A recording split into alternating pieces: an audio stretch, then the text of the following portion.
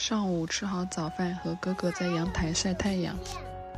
今天下午要带2个孩子去医院复查。上次流感好了后一直咳嗽，也吃了1个礼拜咳嗽药了，也不见好转。今天再去看看。中午开始吃午饭了。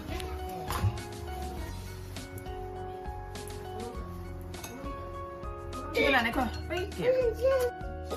哥哥现在鸡爪都不要吃了，本来特别喜欢吃，现在也吃腻了。别追吧。花菜呢？哎呀，这是。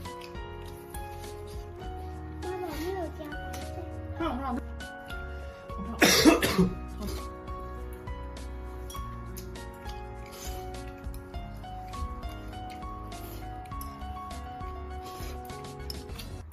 现在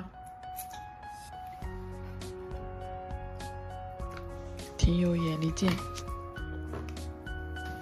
弟弟也开始吃午饭了。弟弟今天吃烩饭，前几天可能肉吃多了，今天早上吐奶了，所以上午忙得很，又是换床单，又是洗衣服。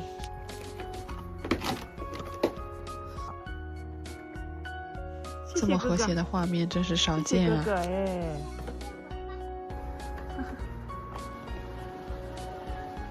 到医院里，哥哥一直哭，给他买了1杯橙汁。哥哥以为要打针，所以害怕。今天天气太热了，头发都汗湿了。检查下来没啥，